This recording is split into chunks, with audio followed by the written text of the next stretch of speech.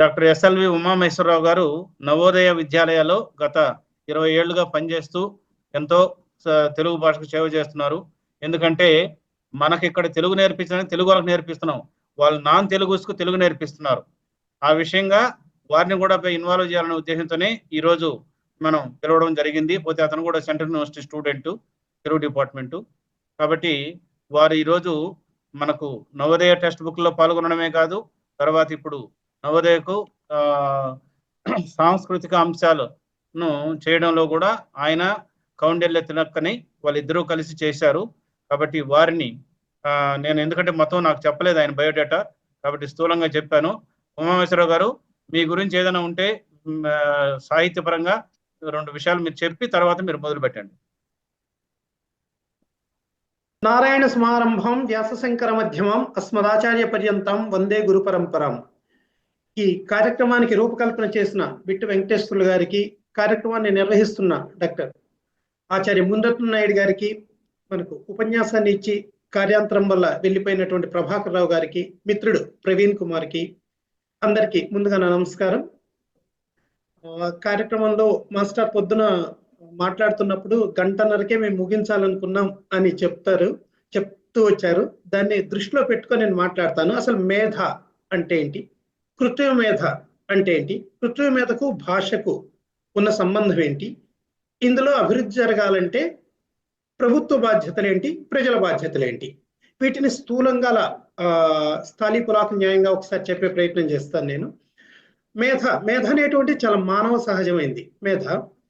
కానీ ఈ మేధను మిమిక్రీ చేయటం అంటే అనుకరించటం, దాన్ని యంత్రం ద్వారా అనుకరింప చేయటం కృత్రిమ మేధ అవుతుంది.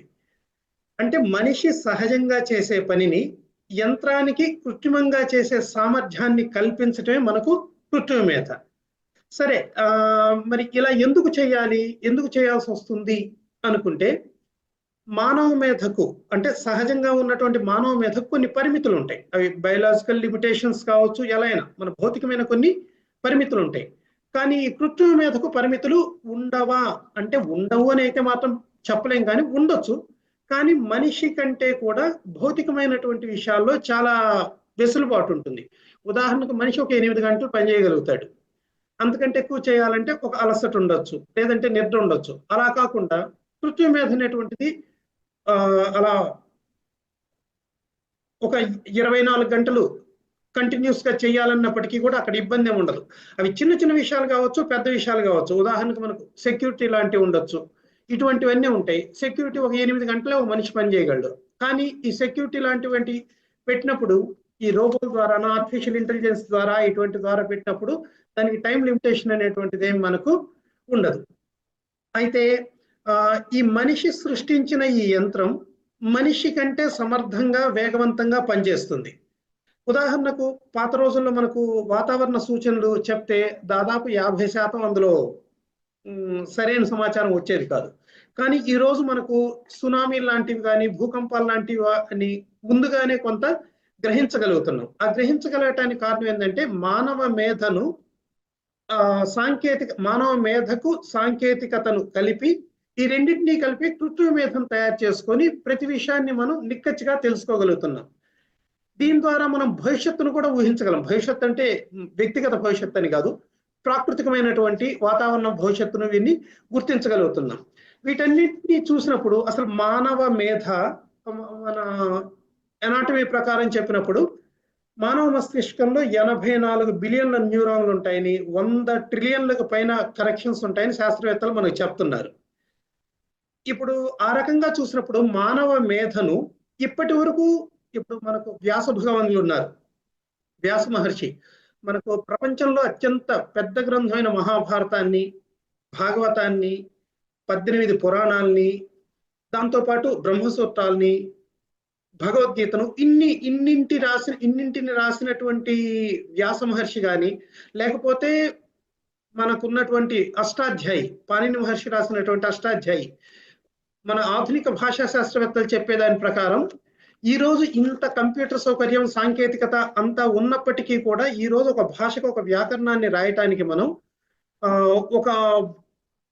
ఒక 10 మంది 20 మంది ప్రొఫెసర్లు, దానికి ఒక పెద్ద ఫండింగ్, కొంత సమయం ఇంత తీసుకుంటే కూడా అందులో స్పష్టత రావటం లేదు. కానీ ఇటువంటి సాంకేతికత అనేటువంటి ఏమీ లేని రోజుల్లో కూడా పాణిని మహర్షి అష్టాధ్యాయిని ఎంత పకడ్బందీగా రాశారు అనే విషయాన్ని చెప్తూ పాణిని మహర్షి మనకంటే దాదాపు 2,500-3,000 సంవత్సరాల పూర్వం కాదు, మనమే పాణిని మహర్షి కంటే 1,00,000 సంవత్సరాలు వెనుకబడి ఉన్నాం అన్నారు. ఓకే, ఇంత గొప్పదైనటువంటి ఈ మానవ మేధను దీనికి సాంకేతికతను జోడించి రెట్టింపు చేయడానికే ప్రధానంగా మనం ఇందులో తీసుకున్నాం. ఇది ఎవరైనా వ్యాస మహర్షి కావచ్చు, పాణిని మహర్షి కావచ్చు, ఐన్స్టీన్ లాంటి వాళ్ళు కావచ్చు, ఎవరైనా కానీ ఆ మానవ మేధను ఇప్పటికీ 10% కంటే ఉపయోగించుకోలేదు అని చెప్తున్నారు. ఈ రకంగా చూసినప్పుడు ఈ మానవ మేధను కృత్రిమ మేధగా మలచడం వల్ల లాభాలు ఉండొచ్చు, నష్టాలు కూడా ఉండొచ్చు. ఇప్పుడు లాభాలు నష్టాల విషయంలోకి వస్తే అసలు వాస్తవానికి ప్రారంభంలో మన విద్యా విధానం అంతా కూడా ఒక విషయాన్ని అర్థం చేసుకోవటం, దాన్ని జ్ఞాపకం ఉంచుకోవటం, వీటి మీద ప్రధానంగా మనం ఆధారపడి మనం చేసాం. కానీ కాలక్రమంలో అది మరికొంత పరిణతి చెందుతూ వస్తుంది. అంటే ఉదాహరణకు రిమెంబరింగ్, అండర్స్టాండింగ్ ఇంతటితోటి ఆగిపోయాం అనుకో, ఇంకా ఉండాలి. విద్యా విధానం ఇంకా చాలా ముందుకు సాగాలి. ముందుకు సాగకుండా ముందుకు ఎలా సాగాలి? మనం అర్థం చేసుకుంటాం, దాన్ని జ్ఞాపకం ఉంచుకుంటాం, ఆ తర్వాత జ్ఞాపకం ఉంచుకున్న దాన్ని విశ్లేషించుకోగలగాలి. దాంతోపాటు విశ్లేషించుకొని ఇంకొక వస్తువు మీద దాన్ని అనువర్తనం చేయగలగాలి, అప్లై చేయగలగాలి. అప్లై చేసిన దాన్ని బట్టి ఈ మొత్తం జ్ఞానాన్ని ఉంచుకొని ఏదైనా కొత్త విషయాన్ని సృష్టించగలగాలి. అంటే మనం ఒక రకంగా చెప్పుకోవాలంటే understanding, remembering, applying, analysing, evaluating, innovating, creativity ఏదైనా చెప్పుకోవచ్చు. ఈ రకంగా మనం మన విద్యా విధానాన్ని, మన జ్ఞానాన్ని తీసుకుంటూ వెళ్ళాలి. ఇలా తీసుకోకుండా కేవలం అండర్స్టాండింగ్, రిమెంబరింగ్ వరకే ఉంటూ మనం ఈ ఏఐని, ఈ కృత్రిమ మేధను ఉపయోగించుకోవటం నేను మొదలు పెడితే తప్పనిసరిగా ఏఐ అనేది మన మీద పెత్తనం చెలాయిస్తుంది. అందులో సందేహం ఏమీ లేదు. దీనివల్ల ఎంత లాభం ఉంటుందో కొంత నష్టం కూడా ఉండే అవకాశం ఉంటుంది. ఈ నష్టాలు ఎలా ఉంటాయి ఏంటి అనేటువంటి దాన్ని మనకు ఈ మధ్యకాలంలో వచ్చిన రోబో సినిమాలో కొంత మనకు ఇది వాళ్ళు చూపించారు దీన్ని. అలా కాకుండా దీన్ని మన అవగాహన సామర్థ్యాన్ని, దాంతోపాటు మన జ్ఞాపక శక్తిని, దాన్ని వేరే విషయాలకు అనువర్తనం చేస్తూ, వాటిని విశ్లేషించుకుంటూ, వాటిని మూల్యాంకనం చేసుకుంటూ, దాంతోపాటు కొత్త విషయాలను మనం కనిపెడుతూ ముందుకు వెళ్ళగలిగినట్లయితే తప్పనిసరిగా ఈ ఏఐ అనేటువంటి తప్పనిసరిగా it will be very good servant. అలా కాకుండా ఒక పరిమిత జ్ఞానంతో మనం వీటిని అనుసంధానం చేసుకోవటం, అనువర్తనం చేసుకోవటం అనేటువంటిది ప్రారంభిస్తే మాత్రం no doubt it will be very bad master. అంతవరకు సందేహం లేదు. కాకపోతే ఇదంతా మనం చేసుకోవాలంటే మనిషి ఏదైతే అది ఎంత ఏ అయినప్పటికీ కూడా దానికి మనం ఇచ్చే ఇన్పుట్ను బట్టే మనం దాన్ని ఉంటుంది. కాబట్టి ఆ ఇన్పుట్ ఇచ్చేటువంటి వ్యక్తి ఏంటి అనేది కూడా ఇక్కడ ప్రశ్నార్థకంగా మారుతుంది. ఈ ఇన్పుట్ విషయానికి వచ్చినప్పుడు ఇక్కడ దీన్ని మనం కంప్యూటర్ లాంగ్వేజ్ అనుకుందాం. అసలు ఏఐకి ఒక ఇన్పుట్ ఇవ్వాలి. ముందు ఇన్పుట్ ఇవ్వాలంటే తప్పనిసరిగా దానికి భాష ఉండాలి. ఆ భాష మనం మానవ భాషలో మాట్లాడచ్చు, కానీ కంప్యూటర్కి ఇచ్చేటువంటి భాష తప్పనిసరిగా మానవ భాష అయితే కాదు. అది కంప్యూటర్కి అర్థమయ్యే భాషలోనే మనం ఇవ్వాలి. లేదంటే మనం ఇచ్చిన భాషను అది కంప్యూటరైజ్ చేసుకొని తన భాషలోకి మార్చుకుంటుంది. ఆ భాష ఎలా ఉంటుంది? మనందరికీ తెలిసిందే, కంప్యూటర్ అనేటువంటి వరకు 0, 1 దానికి తెలిసింది ఆ రెండే, ఇంకా అంతకంటే ఏమీ తెలియదు. మనం ఒక మాట చెప్పినా, ఒక అక్షరాన్ని టైప్ చేసినా, లేకపోతే ఒక చిత్రాన్ని చూపించినా, లేదంటే ఒక దృశ్యాన్ని లేదంటే ఒక సన్నివేశాన్ని చూపించినప్పటికీ కూడా అది అన్నింటినీ కూడా అది ఎందులో నిక్షిప్తం చేసుకుంటుందంటే దానికి అర్థమయ్యే భాష కేవలం 0, 1. సరే, దీన్నే మనం బైనరీ సిస్టమ్ అంటున్నాం.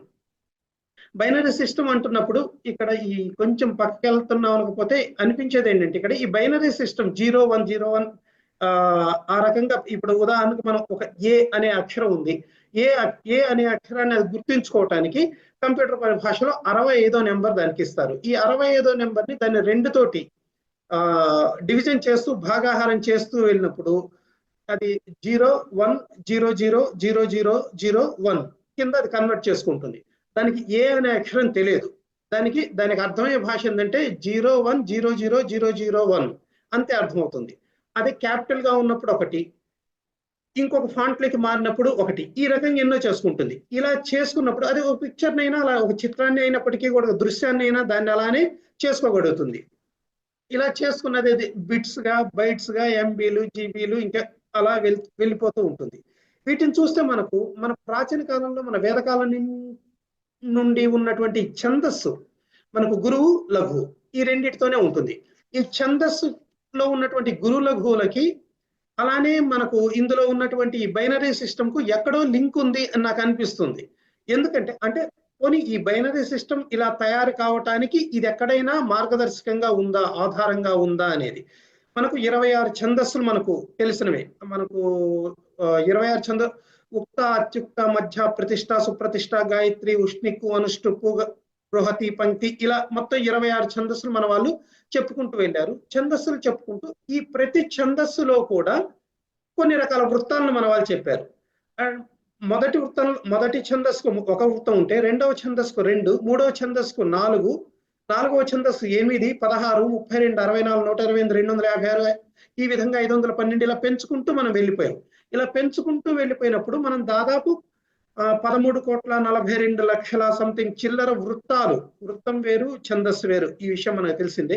ఛందస్సు అంటే ఒక్కొక్క ఛందస్సులో కొన్ని పదుల, వందల, వేల, లక్షల వృత్తాలు ఉంటాయి. అందువల్ల ఛందస్సు వేరు, వృత్తం వేరు. ఈ కొన్ని లక్షల కోట్ల ఛందస్సులను మనం తయారు చేసుకున్నాం.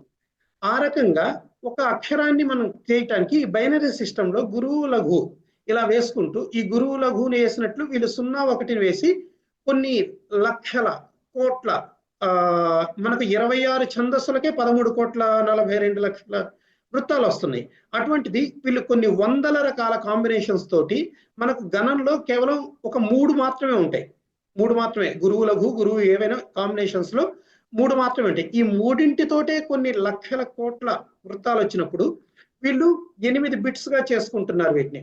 బిట్స్ అంటే బిట్ అనేటువంటిది బైట్ లో ఉన్నటువంటి 8 భాగాలను 8 బిట్స్ అంటారు కదా. ఆ 8 రకాలుగా చేసినప్పుడు అది కొన్ని వందల కోట్ల క్యాలిక్యులేషన్స్ తోటి ఒక చిత్రాన్ని కానీ, ఒక వాయిస్ని కానీ, ఒక మాటను కానీ, ఒక అక్షరాన్ని కానీ, ఒక దృశ్యాన్ని కానీ అది అనలైజ్ చేసుకోగలుగుతుంది. అలా చేసుకోవటానికి దానికి మళ్ళీ దాన్ని మన భాషలోకి అంటే ఏబిసిడి లేకుండా ఆల్లోకో లేకపోతే ఇంకొక దాంట్లోకో మన భారతీయ భాషలన్నీ ఆల్తోటే ఉంటాయి కాబట్టి ఈ భాషలన్నిటిలోకి మార్చుకున్నప్పుడు దాని అనాలిసిస్ అది ఇక్కడ లెక్సికల్ అనాలిసిస్ అని, సింటాక్స్ అనాలిసిస్ అని, తర్వాత semantic analysis, discourse analysis, pragmatic analysis ఈ రకంగా డిఫరెంట్ అనాలిసిస్ లోకి అది వెళ్ళి మన భాషను అది మార్చుకుంటుంది. అలా భాషను మార్చుకొని ఈ భాషలో మనం అడిగినటువంటి దానికి మనం ఏదైనా ఒక విషయాన్ని అడిగినప్పుడు ఆ అడిగిన విషయాన్ని అది మనకు తయారు చేసి ఇవ్వగలుగుతుంది. ఇప్పటి వరకు మనకున్నటువంటి ఏ అనేటువంటిది ఇప్పటికీ మనకు కొంత ఉంది. ఆ ఇప్పటి వరకు మనకు ఉన్నది వేరుగా ఉంది, అంతకు ముందు ఉన్నది వేరుగా ఉంది. మామూలుగా ఇంతకు ముందు వచ్చేసి నారో ఆర్టిఫిషియల్ ఇంటెలిజెన్స్ మనకు ఉంది. ఇప్పుడు అలా కాకుండా నారో ఆర్టిఫిషియల్ ఇంటెలిజెన్స్ ఉన్నంత వరకు కొంత బాగానే ఉంది. కానీ ఇప్పుడు జనరల్ ఆర్టిఫిషియల్ ఇంటెలిజెన్స్ వస్తుంది. జనరల్ ఆర్టిఫిషియల్ ఇంటెలిజెన్స్ వచ్చినప్పుడు ఇది తప్పనిసరిగా మనిషిని డామినేట్ చేసేటువంటి పరిస్థితులు మనకు ఎక్కువగా మనకు కనిపిస్తున్నాయి. అందువల్ల ఇటువంటి కృత్రిమ మేధను మనం చక్కగా ఉపయోగించుకోవాల్సిన అవసరం ఉంది. దీనికి ఒకటి ఇది భాషాపరంగా ఇలా ఉంటుంది. ఈ చాట్ జీపీటీ అమెరికా వాళ్ళు తయారు చేసిన చాట్ జీపీటీ, తర్వాత ఇందా మిత్రుడు ప్రవీణ్ కూడా చెప్పున్నాడు కదా, చైనా వాళ్ళు చేసినటువంటి డీప్ సీక్, ఈ 2 ఉన్నాయి. ఈ రెండింటిని చాట్ జీపీటీని మనం వాడుతూనే ఉన్నాం. డీప్ సీక్ ని వద్దని చెప్పింది మన ప్రభుత్వం వద్దని చెప్పటానికి ఇందా మిత్రుడు ఒక కారణం చెప్పాడు. ఒక కారణం ఏంటంటే వాళ్ళు చెప్పిన కారణం ప్రధానంగా మన డేటాను ఎవరైనా సరే వాళ్ళు దొంగిలించవచ్చు, లేదంటే ఇంకొక రకంగా ఉపయోగించుకోవచ్చు అనేటువంటి దీన్ని ఇలా డేటాను వేరే రకంగా ఉపయోగించుకోవటాన్ని మనకు బ్లాక్ చైన్ టెక్నాలజీ అంటారు. ఈ బ్లాక్ చైన్ టెక్నాలజీ ద్వారా మన సమాచారాన్ని వాళ్ళు వేరే దానికి ఉపయోగించుకునే పని చేయొచ్చు. అలా కాకుండా దానికి కొత్తగా ఇప్పుడు కొన్ని నియమాలు వస్తున్నాయి, డేటా ఓనర్షిప్ అనేటువంటి మొదలైనవి. ఈ డేటా ఓనర్షిప్ లాంటివి వచ్చినప్పుడు అది కొంత ఇదవుతుంది. అది మిత్రుడు చెప్పిన కారణం కానీ దీనికి ఉన్న ఇంకొక ప్రధాన కారణం ఏంటంటే బయాసిడ్ ఇన్ఫర్మేషన్ ఇస్తున్నవి, పక్షపాత ధోరణితో సమాచారాన్ని అందిస్తున్నాయి. ఉదాహరణకి మీరు డీప్ సీక్ లోకి వెళ్ళేసి అరుణాచల్ ప్రదేశ్ భారతదేశంలో భాగమా అని మీరు కొట్టండి, అది వెంటనే అది మౌనంగా అన్న ఉంటుంది, కాదు అని సమాధానం ఇస్తుంది. లేకపోతే అదే మీరు చాట్ జీపీటీలోకి వెళ్ళేసి భారతదేశం అరుణాచల్ ప్రదేశ్ లో భాగం అంటే అవును అని ఇస్తుంది. అలానే జమ్మూ కాశ్మీర్ భారతదేశంలో భాగమా అని మీరు డీప్ సీక్ లో కొట్టినప్పుడు వాడు ఇది పాకిస్తాన్కు ఇండియాకు మధ్య ఉన్నటువంటి ఇది అది ఎవరిదో తెలియదు అన్నట్లుగా మనకు సమాచారం ఇస్తుంది. అంటే ఈ బయాస్డ్ ఇన్ఫర్మేషన్ అనేటువంటిది విదేశీ టెక్నాలజీస్ వాడటం వల్ల మనకు వస్తున్నటువంటి సమస్య. అందువల్లనే మన ప్రభుత్వం ప్రధానంగా అమెరికా వాడి చాట్ జీపీటీని మన వాళ్ళు బ్యాన్ చేయలేదు, కానీ డీప్ సీక్ ను బ్యాన్ చేశారు. డీప్ సీక్ ను బ్యాన్ చేయడానికి ప్రధానమైనటువంటి కారణం ఇది. ఇక్కడ మరి ప్రభుత్వ బాధ్యత ఏంటి? ప్రభుత్వ బాధ్యత ఏంటంటే ప్రభుత్వం తప్పనిసరిగా ఒక కొత్త విషయాన్ని మనకు ఈ కొత్త టెక్నాలజీని అందించాలి. ఈ కొత్త టెక్నాలజీని అందించడానికి మరి ప్రభుత్వం ఏం చేస్తుంది అంటే నిజంగానే చేస్తుంది. ఇప్పుడు చాట్ జీపీటీ, డీప్ సీక్ ఇవి ఎలా ఉన్నాయో అలానే భారత ప్రభుత్వం కూడా చేస్తుంది. వీటిని తయారు చేయడానికి జిపియూస్ అని ఉంటాయి, జిపియు గ్రాఫిక్ ప్రాసెస్ యూనిట్ అని. ఈ గ్రాఫిక్ ప్రాసెస్ యూనిట్ తోటి భారత ప్రభుత్వం మనకు కొత్తగా కొన్ని ఈ కృత్రిమ మేధం తయారు చేసే ప్రయత్నం చేస్తుంది. అయితే భారత ప్రభుత్వం ఇలా చేయాలంటే ఆ జిపియుల్ని మనం అమెరికా నుంచి కొనుక్కోవాలి. అమెరికా వాడు ఏం చేశాయంటే చాట్ జీపీటీ వాళ్ళు 20,000 జిపియూస్ తోటి చాట్ జీపీటీ తయారు చేస్తున్నాడు. కానీ ఎలాన్ మస్క్ తను కొత్త ఏఐని తీసుకొస్తూ ఒకేసారి 2 లక్షల జిపియూలు యూజ్ చేసి వాటిని అలా ఉపయోగించడం వల్ల ఒక ఇన్ఫర్మేషన్ తొందరగా ఒక సమాచారం వెంటనే అందుతుంది. అంత త్వరగా మనకు అందించడం కోసం అనే ఉద్దేశంతో 2 లక్షల జిపియూలు పెట్టి ఎలాన్ మస్క్ కొత్తగా ఒక ఏఐని తయారు చేస్తూ ఉన్నారు. కాకపోతే ఇక్కడ జరిగిన విషయం ఏంటంటే అమెరికా చేసింది, దాంతోపాటు మన చైనా చేసి చూపించింది. కాకపోతే అమెరికా ఎప్పుడు ఫస్ట్ హ్యాండే తయారు చేస్తుంది, చైనా అనేటువంటిది ఎప్పుడు ఉన్నదాన్ని అది కాపీ కొట్టే ఏ రకంగానో తయారు చేస్తుంది. అలా చేసే సమయంలో కూడా వాళ్ళ నైపుణ్యాన్ని వాళ్ళు చూపిస్తారు. అలా చూపిస్తున్నప్పుడు కేవలం 2,000 జిపిఈలు ఉపయోగించే వాళ్ళు డీప్ సీక్ ను తయారు చేశారు. అందువలన అమెరికా వాడు వెంటనే దాన్ని బ్యాన్ చేసేసి ఎవరికి కూడా ఎన్ని కావాలంటే అన్ని కాకుండా 50,000 జిపియూలు మించి ఎవరికి ఇవ్వద్దు అని చెప్పింది. మన భారత ప్రభుత్వం 18,000 జిపిఈలు అంటే గ్రాఫిక్ ప్రాసెస్ యూనిట్స్ తోటి కొత్తగా మనకి ఇవి తయారు చేస్తుంది. ఈ అందువలన ఈ టెక్నాలజీని మనం తీసుకొని చేసుకోగలిగినప్పుడు తప్పనిసరిగా భాషా పరంగా సాంస్కృతిక పరంగా కూడా, సంస్కృతి పరంగా ఎలా అంటే ఒక భాష నిలబడింది అంటే అందులో తప్పనిసరిగా ఆ సంస్కృతి అనేటువంటిది నిలబడుతుంది. అలా నిలబెట్టాలి అన్నప్పుడు వాస్తవానికి మనకు సమూహంలో ఉన్న వాళ్ళందరూ కూడా ఉన్నత స్థాయిలో విద్యాబోధన చేస్తున్నటువంటి వాళ్ళు, ప్రాథమిక స్థాయిలో విద్యాబోధన చేస్తున్న వాడిని నేను. తెలుగు పరిస్థితి ఎంత దారుణంగా ఉంది అంటే నిజంగా అంటే కడుపు చించుకుంటే కాళ్ళ మీద పడుతుంది అంటారు కదా, అంత దారుణమైన పరిస్థితి ఉంది. 10వ తరగతిలో ఉన్న పిల్లవాడికి తెలుగులో వాడి పేరు రాయటం రాదు, ఇంగ్లీషు రాదు, వచ్చని వాడు అనుకుంటాడు ఇంగ్లీష్ కూడా రాదు. కానీ ప్రతి ఒక్కడికి 90 మార్కులు వస్తున్నాయి. ఆ పాపం మేమే చేస్తున్నాం, దాంట్లో సందేహమే లేదు. ఎందుకంటే మార్కులు వేయటం కాదు, చాటలతో పోస్తున్నాం. ఎందుకు పోస్తున్నామంటే వాడికి మార్కులు రాకపోతే నాకు చదువు రాదంటాడు నా పైన ఉన్నాడు, వాడికి సమాధానం చెప్పుకోలేక మేము మార్కులు వేస్తున్నాం. అంత దారుణమైన పరిస్థితుల్లో తెలుగు ఉంది. మేము చదువుకునేటప్పుడు తెలుగు నశించిపోతుంది అలా ఇలా అని వాళ్ళు చెప్తూ ఉంటే తెలుగు ఎందుకు నశించిపోతుంది అని ఉండేది. కానీ ఒక్క జనరేషన్ మా తర్వాత జనరేషన్ ఇప్పుడు చూస్తే ఇంకా ఒక రకంగా చెప్పాలంటే మాకు పాఠాలు చెప్పిన గురువులు మహానుభావులు చేతులు దండం పెట్టాలి. కానీ మేం చెప్తున్న వాళ్ళకు మాకెంత జ్ఞానం ఉందనేది ముందు ప్రశ్నార్థకంగా తయారవుతుంది. ఇంకా మా దగ్గర చదువుకున్న వాళ్ళు ఈ పరిస్థితిని చూసినప్పుడు ఎంతో దారుణమైన పరిస్థితులు ఉన్నాయి. అందువల్ల తప్పనిసరిగా ఈ కృత్రిమ మేధ లాంటి వాటిని ఉపయోగించుకొని భాషలను వాటికి అనుసంధానం చేస్తే తప్పనిసరిగా భాష బతికే అవకాశం ఎక్కువగా ఉంటుంది, అందులో ఏమాత్రం సందేహం లేదు. అయితే ఇక్కడ ప్రజల బాధ్యత కూడా ఒకటి. ప్రజల బాధ్యత ఎలా అంటే ఉదాహరణకు ఎంతమంది మనం మొబైల్ వాడుతున్నాం. ఈ మొబైల్ వాడుతున్నప్పుడు ఈ మొబైల్లో నా మొబైల్లో మొత్తం నేను తెలుగు పేర్లే 90% తెలుగు పేర్లే పెట్టుకుంటాను. తర్వాత సమాచారాన్ని ఎవరికైనా ఇచ్చేటప్పుడు తెలుగులోనే ఇస్తాను. ఇలా ఎందుకు చేయాలి? తెలుగు పట్ల మనం అభిమానంతో చేయటం అనేది కాదు. ఎంతమంది తెలుగు భాషని ఇందులో ఉపయోగిస్తే ఆ కంపెనీ వాడు ఆ భాష మీద ఎక్కువ పరిశోధన చేయిస్తాడు. పరిశోధన చేయించి మరింత టెక్నాలజీని అందులో తీసుకురావడానికి ప్రయత్నం చేస్తాడు. అలా కాకుండా మనం మొత్తం ఇంగ్లీష్నే వాడుతున్నాం అనుకోండి, ఇంగ్లీష్నే వాడుతుంటే ఓహో అందరూ ఇంగ్లీషే వాడుతున్నారు కదా, ఇప్పుడు ఏదో ఆ తెలుగు ప్రజలు ఒక 10 కోట్ల మంది ఉన్నారు. 10 కోట్ల మందిలో ఒక 10,000 మంది తెలుగు వాడుతూ మిగిలిన 9 కోట్ల మంది ఇంగ్లీష్ వాడుతున్నారు అనుకోండి, వాడు తెలుగులో పరిశోధన ఎందుకు చేస్తాడు? చేయడు. అలా కాకుండా ఎక్కువ మంది మనం ఇంగ్లీష్ లో కాకుండా మన తెలుగులో వాడటం మొదలు పెట్టినప్పుడు ఓహో దాదాపు 50 లక్షల మంది తెలుగులో వాడుతున్నారు అంటే తెలుగులో మనం మరికొంత పరిశోధన చేసి వాళ్ళకు అవకాశాలని కల్పించాల్సి ఉంటుంది. ఇవి చాలా చిన్నగా అనిపిస్తాయి, కానీ ఇది అందరూ కలిసి చేస్తే చాలా గొప్ప ప్రయోజనాన్ని మనకు అందిస్తాయి.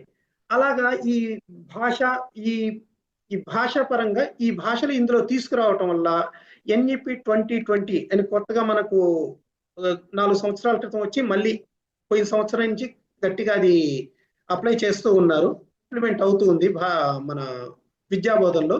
అందులో మనం గమనించాల్సింది భారత ప్రభుత్వం 20% విషయాల్ని కల్చరల్ కాంపోనెంట్ తప్పనిసరిగా ఉండాలి అని చెప్పేసి 80 మార్కులకే పరీక్ష పెడుతూ ఆ 80 మార్కుల్లో కూడా 20 మార్కులు తప్పనిసరిగా కల్చరల్ కాంపోనెంట్ ని ఇన్కల్కేట్ చేయమని వచ్చింది. అలా చేయటం ద్వారా అలా చేసినప్పుడు ఆ భాషా సంస్కృతి ఇవన్నీ విద్యార్థుల్లోకి వెళ్తాయి. అట్ ద సేమ్ టైం టెక్నాలజీని ఉపయోగించుకున్నప్పుడు సాంకేతిక ద్వారా అవి ఒక స్థిర రూపాన్ని పొంది ఒక దగ్గర జాగ్రత్తగా ఒక రక్షణ వ్యవస్థను పొందుతాయి అని మనకు తెలుస్తుంది. అలానే ఇంకా ఈ సాఫ్ట్వేర్స్ లో సరే తెలుగు వాస్తవానికి ఇంకొకసారి చెప్పుకుంటే ప్రపంచం మొత్తం మీద ఉన్న సాఫ్ట్వేర్ రంగం అంతా అమెరికా ప్రధానంగా ఉంది. అమెరికాలో ఉన్నటువంటి సాఫ్ట్వేర్ ఇంజనీర్లలో దాదాపు 69% భారతీయులు ఉన్నారు. 69% మంది భారతీయుల్లో 70% మంది తెలుగు వాళ్ళు ఉన్నారు. అది అంటే 100 మంది భారతీయులు ఉంటే దాదాపు 70% మంది తెలుగు వాళ్ళు ఉన్నారు. సాఫ్ట్వేర్ రంగంలో తెలుగు వారి శాతం ఎంత ఉంది, కానీ సాంకేతికతలో తెలుగు శాతం ఎంత ఉంది అనే ప్రశ్న వేసుకుంటే నిజంగా మనకు సంతృప్తికరమైన సమాధానం అయితే రాదు. కానీ అటువంటి డెవలప్మెంట్ అభివృద్ధి చేయాల్సిన బాధ్యత తెలుగు వాళ్ళగా మన మీదనే ఉంది. మన మీదనంటే మనం భాషాపరంగా చేస్తాం. ఏదైనా ఒక విషయాన్ని చేస్తున్నప్పుడు తప్పనిసరిగా అందులో ఉన్న చిన్న సమస్య ఏంటంటే ఒక రంగం మీద పని చేస్తున్నప్పుడు మునరత్న నాయుడు గారు వీళ్ళు కొన్ని పుస్తకాలు చేయించారు. వాళ్ళు చేయించినప్పుడు వాళ్ళు ఎవరిని ప్రొఫెసర్స్ పిలవలేదు. ఆ పుస్తకాలు తయారు చేయించేటప్పుడు ఎవరైతే క్షేత్రస్థాయిలో దాన్ని బోధిస్తున్నారో వాళ్ళని పిలిచి వాళ్ళ ఈ ఆచార్యుల యొక్క మార్గదర్శకత్వంలో వాళ్ళ చేత చేయించారు. దానివల్ల పుస్తకాలు అద్భుతంగా వచ్చాయి. ఆంధ్ర ఎడ్యుకేషన్ సొసైటీ వాళ్ళ పుస్తకాలు కలవరిస్తారు. అంత అద్భుతంగా మునరత్న నాయుడు గారి ఆధ్వర్యంలోనే వచ్చాయి ఇవన్నీ. ఇలాగా ఏదైనా ఒక విషయాన్ని చేస్తున్నప్పుడు ఆ భాషకు సంబంధించిన దాన్ని చేస్తున్నప్పుడు తప్పనిసరిగా భాషోపాధ్యాయులు, సంస్కృతికి సంబంధించి చేస్తున్నప్పుడు సామాజిక శాస్త్రాలకు సంబంధించిన వాళ్ళని అందులో ఇన్వాల్వ్ చేయటం వల్ల అది అద్భుతంగా వస్తుంది. అలాగా సాంకేతికతను ఇటు సామాజిక శాస్త్రాన్ని సాంస్కృతిక అంశాలను మొత్తాన్ని కలగోలెప్పి చేసినప్పుడే వాటిని ఏఐకి అందించినప్పుడు ఈ జాతి 4 కాలాల పాటు నిలబడుతుంది. దానికి సాంకేతికత తోడ్పడుతుంది. విషయాలు పంచుకోవటానికి ఉన్నాయి, కానీ సమయాన్ని కూడా దృష్టిలో ఉంచుకొని నేను నా ఉపన్యాసాన్ని ఇంతటితో ముగిస్తున్నాను. ఈ అవకాశం నాకు కల్పించినందుకు పెద్దలందరికీ ప్రత్యేకించి మునరత్న నాయుడు గారికి ధన్యవాదాలు. Thank you sir. Doctor SLV Umameswara Rao గారు అసలు కృత్రిమ మేధ అంటే ఏంటి, దాని డెఫినేషన్ తెలుగులో చెప్పి చాలా మంచి పని చేశావు. దాని గురించి చాలా శ్రమించావు. అది నాకు చాలా సంతోషంగా ఉంది. ఎందుకంటే నువ్వు చెప్పినావు ఇప్పుడు టీచర్స్ దగ్గర చేయించామని నవోదయ సిబిఎస్ఈ. ఆ రోజు ఉమ్మడి ఆంధ్రప్రదేశ్ ప్రభుత్వం నన్ను ఎక్స్పర్ట్ గా వేసింది. నేను ఎప్పటి నుంటో ఉన్నాను టీచర్ ఎడ్యుకేషన్ లో. అయితే నేను అందరి ముందు ప్రొఫెసర్లు, రీడర్లు అందరూ జూనియర్ కాలేజ్, డిగ్రీ కాలేజ్ లెక్చరర్లు, టీచర్లు కొంతమంది మాత్రమే ఉన్నారు. అప్పుడు నేను ఏం చెప్పానంటే ఇలా అయితే జరగదు, న్యాయము ఖచ్చితంగా మీరు ఎవరైతే క్లాస్ రూమ్ టీచింగ్ లో ఇన్వాల్వ్ అయి ఉన్నారో వాళ్ళనే ఇస్తేనే వాళ్ళతోనే తయారు చేద్దాం, మనం మార్గదర్శకం చేద్దాం అని చెప్తే ఆ రోజు నుండి నన్ను వదిలేశారు వాళ్ళు. అప్పటి నుండి నేను స్కూల్ ఎడ్యుకేషన్ లో లేను. అయితే మీ అందరి సహకారంతో మనం చేసి నిరూపించడం నాకు అది చాలా గర్వకారణంగా ఉంది. ఎందుకంటే అవి సక్సెస్ అయినాయి, బ్రహ్మాండంగా నడుస్తున్నాయి కూడా పుస్తకాలు. ఇంకా రాబోయే కాలంలో వాటిని రివైజ్ లేదని అవసరం అయితే కూడా చేసుకుంటాం. అయితే ఈ కార్యక్రమంలో మీరు పిలిచినందుకు చాలా సార్థకం చేశారు. మీ అందరికీ నేను పేరు పేరున కృతజ్ఞతలు తెలియజేసుకుంటున్నాను. ఇప్పుడు భారత ప్రభుత్వం నూతన విద్యా విధానం అని చెప్పి డిగ్రీలో కూడా, ఇంజనీరింగ్లో కూడా తెలుగు మీడియం పుస్తకాలు తయారు చేస్తున్నది. అది నేను నెల్లూరులో ఉన్నప్పుడే మొదలుపెట్టారు, జరుగుతున్నాయి, ఇప్పుడు అయిపోతాయి బహుశా. అయితే తెలుగు చదివేవాడే లేడు ఇప్పుడు రెండు ఉభయ రాష్ట్రాల్లో. మరి వాళ్ళు పోయి ఇంజనీరింగ్లో ఏం చదువుతారు? ఇంటర్మీడియట్లో సాంస్క్రిట్ పెట్టినారు ఇప్పుడు. కాబట్టి ఈ పరిస్థితుల్లో దీన్ని ఎలా రక్షించుకోవాలనేది రాబోయే కాలంలో మనమే దీనికి ఒక రూట్ను ఏర్పరిచి చేయాలనేది నా భావన. ఎవరైనా ఉంటే మీ ప్రశ్నలను చాలా సూక్ష్మంగా అడగవలసిందిగా అభ్యర్థిస్తున్నాను. ఇప్పటికే సమయం మించిపోయింది. ఒక్క మాట చెప్తాను ఉమామేశ్వరరావు గారికి. మీరు ఊహించినట్టుగా ఎన్ని వృత్తాలు, ఎన్ని ఛందస్సులు, ఎన్ని వృత్తాలు కలిపితే ఎన్ని సంఖ్య చెప్పారు కదా, లక్షల మీదుగా పద్యాలు రాస్తాము వృత్తాలతో అని. ఇది పైథాగరస్ అయ్యింది.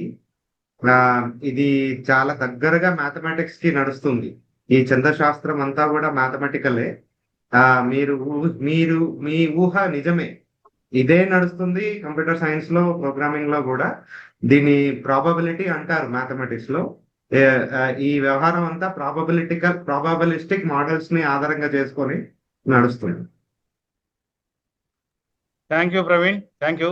ఎందుకంటే అది చాలా అవసరం. ఇప్పుడు ఈ జనరేషన్ పోతే రేపు కనీసం దాని గురించి ఊసెత్తే వాళ్ళు కూడా ఉండరు. ఎందుకంటే ఉమామేశ్వరరావు ఛందస్సులో ఎన్ని రకాల వృత్తాలు అవుతాయి, వాటికి ఉన్నటువంటి లాజిక్ ఏంటి, ఈ విషయాలు చెప్పాడు. దాన్ని మీరు ధృవీకరించినందుకు, మ్యాథ్స్ పరంగా ఇది కరెక్ట్ అని చెప్పినందుకు చాలా సంతోషం. ఎందుకంటే నాకు ఒక గర్వకారణం మీ అందరి ముందర ప్రకటిస్తున్నాం. ఇప్పుడు మేము తెలుగు విశ్వవిద్యాలయం ద్వారా మొదలుపెట్టినటువంటి సర్టిఫికేట్ కోర్సు సిలికానాంధ్ర మనబడిలో జరుగుతున్నది. అక్కడి పిల్లలు ఆ ఛందస్సు మొత్తం కూడా అలంకారాలు కానీ ఏదైనా కానీ మేము దానికి కేటాయించిన 2 మార్కులు 3 మార్కులు ఉంటే 1/2 మార్కు తగ్గించడానికి కూడా అవకాశం లేనంతగా రాస్తున్నారు వాళ్ళు. ఏమే కానీ మన దగ్గర ఎందుకు లేదు? మరి అక్కడ ఏమో టీచర్లకు వాళ్ళు జీతాలు ఇవ్వడం లేదు, వాలంటరీ సర్వీస్ చేస్తున్నారు. 2000 మంది అమెరికాలో మన తెలుగు వాళ్ళు సిలికానాంధ్ర మనబడికి వాళ్ళు సేవ చేస్తున్నారు. మరి మనకు జీతాలు తీసుకునే ఉపాధ్యాయులు ఎంతవరకు చేస్తున్నారు? కాబట్టి దీంతో పాటు తల్లిదండ్రుల యొక్క ఇది కూడా ఉండాలి. అక్కడ తల్లిదండ్రులకు ఉంది, ఇక్కడ తల్లిదండ్రులు లేకపోవడం. టీచర్లు నేనేమి బ్లేమ్ చేయడం లేదు, ఎందుకంటే 2 విషయాలు నేను చెప్తున్నాను. కాబట్టి అక్కడ పిల్లలు అలా చేయగలుగుతున్నారంటే దానికి కారణం పిల్లల శ్రద్ధే కాకుండా తల్లిదండ్రుల యొక్క శ్రద్ధ కూడా ఉంది. కానీ ఇక్కడ తల్లిదండ్రులు శ్రద్ధ లేదు. కాబట్టి ఈ విషయాలను అందరినీ పంచుకున్నందుకు అందరికీ ధన్యవాదాలు తెలియజేసుకుంటున్నాను. మేడం ఉషాదేవి గారు ఉన్నారా? చిన్న ఒక్క నిమిషం సమయం తీసుకుంటాను సార్. చెప్పండి ప్రవీణ్ గారు. ఉన్నానండి, కానీ మేడం మీ స్పందన ఏమైనా ఉందా? లేదు, ఇప్పుడు నాకు దీని గురించి అంతగా అవగాహన పెద్దగా లేదు. వాళ్ళందరినీ మించి నేను చెప్పగలిగేది ఏమీ లేదు. కాబట్టి అందరికీ అభినందనలు తెలియజేస్తున్నాను, అంతే. ధన్యవాదాలు మేడం గారు. ఈ మధ్య కాలంలో నేను నా పరిశోధక విద్యార్థిని కలిసి ప్రచురించిన పుస్తకం NTA common university entrance test కోసం పీజీ స్థాయిలో భాషా శాస్త్రానికి ఉపయోగపడే విధంగా వారు ప్రిస్క్రైబ్డ్ సిలబస్ ఇచ్చారు. 5 యూనిట్స్ ఉన్నాయి. ఆ 5 యూనిట్లకి లోబడి ఈ పుస్తకాన్ని తయారు చేశాము. అంటే ఇది కేవలం ప్రవేశ పరీక్ష నిమిత్తం తయారు చేశాము. బట్ ఇది ఎవరైనా భాషా శాస్త్రం మీద ఆసక్తి ఉన్న వాళ్ళు ఈ పుస్తకాన్ని దీని మీద ఈమెయిల్ అడ్రస్ అది ఇచ్చాము. దీన్ని సంప్రదించి మీరు మీ విద్యార్థులకి భాషా శాస్త్రం బోధించే సందర్భంలో ఈ పుస్తకం ఉపకరిస్తుందని, ఉపయోగపడుతుందని భావిస్తున్నాను. చాలా చాలా ధన్యవాదాలు ప్రవీణ్ గారు. అది Thank you. మీరు నిజంగానే ఆ పుస్తకం ఉపయోగపడుతుంది. ఎవరైనా ఉంటే మేము తప్పకుండా చెప్తాము. మీరు తప్పకుండా. ముందు మీకు అభినందనలు, మీకు, మీ టీముకు, మీ స్టూడెంట్ టీముకు దాన్ని తయారు చేసినందుకు. రాబోయే ధన్యవాదాలు. కాలంలో మరిన్ని పుస్తకాలు రావాలి. ఏమే మీలాంటి వారే తప్పకుండా. రేపు రాబోయే భాషా శాస్త్రజ్ఞులు కాబట్టి మీ అందరికీ మరొక మారు ధన్యవాదాలు తెలియజేసుకుంటూ ఈ కార్యక్రమాన్ని ఇంతటితో ముగిస్తున్నాం.